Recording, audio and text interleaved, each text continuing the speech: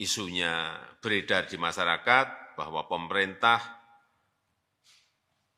tengah berupaya untuk melakukan penundaan pemilu atau spekulasi mengenai perpanjangan jabatan presiden dan juga yang berkaitan dengan soal 3 periode.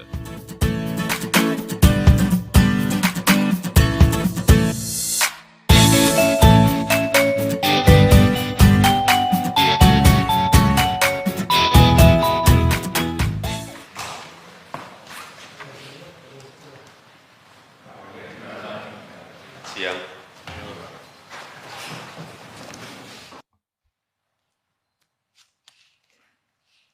Bismillahirrahmanirrahim.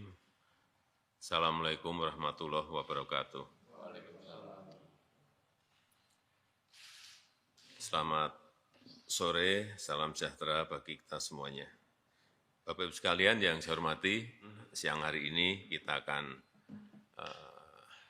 bahas secara lebih detail mengenai persiapan pemilihan umum dan juga pilkada serentak yang akan dilaksanakan tahun 2024. Yang pertama, saya minta disampaikan kepada masyarakat bahwa seluruh tahapan dan jadwal pelaksanaan pemilu dan pilkada serentak itu sudah ditetapkan.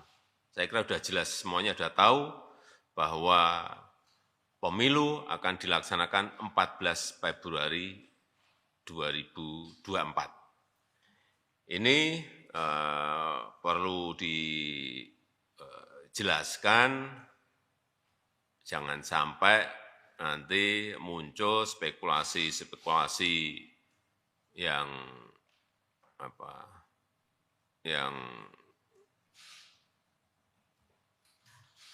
isunya beredar di masyarakat bahwa pemerintah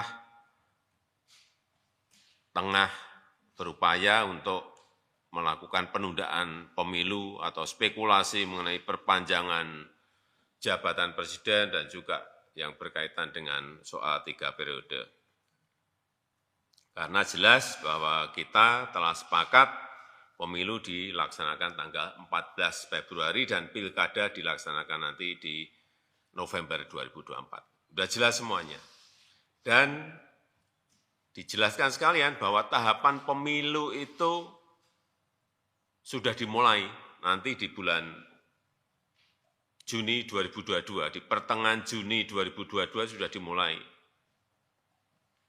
Karena memang ketentuan undang-undangnya 20 bulan sebelum pemungutan suara. Yang kedua, 12 April nanti KPU dan Bawaslu periode 2022-2027 akan kita lantik dan segera mempersiapkan pemilu dan pilkada serentak di 2024.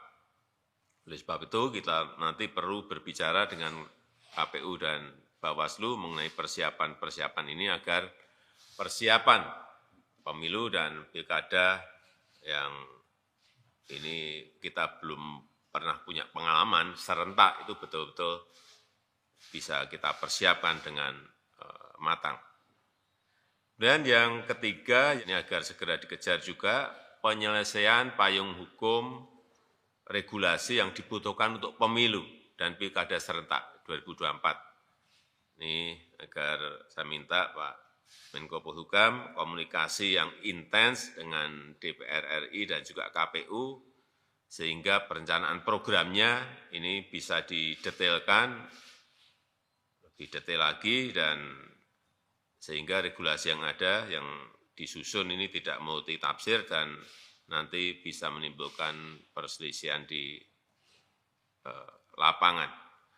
Yang keempat, yang ini juga segera harus diputuskan mengenai alokasi dana, baik dari APBN maupun APBD dalam rangka persiapan pemilu dan pilkada serentak 2024. Kemarin sudah disampaikan ke saya bahwa diperkirakan anggarannya sebesar 110,4 triliun.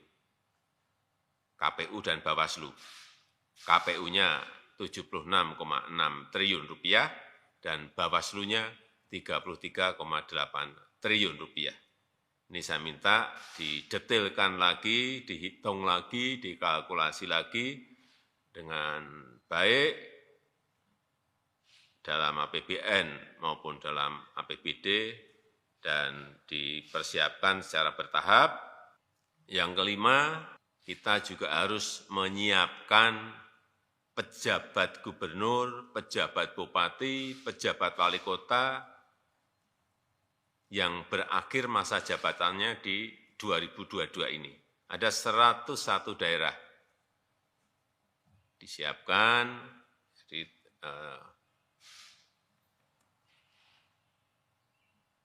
karena ada 7 gubernur, ada 76 bupati, dan ada 18 wali kota yang harus diisi. Saya minta seleksi figur-figur pejabat daerah ini betul-betul dilakukan dengan baik, sehingga kita mendapatkan pejabat daerah yang kapabel, memiliki leadership yang kuat, dan mampu menjalankan tugas yang berat di tengah situasi ekonomi yang tidak mudah, situasi ekonomi global yang tidak gampang. Agar nantinya penyiapan pemilu dan pilkada serentak tahun 2022 ini bisa berjalan dengan baik.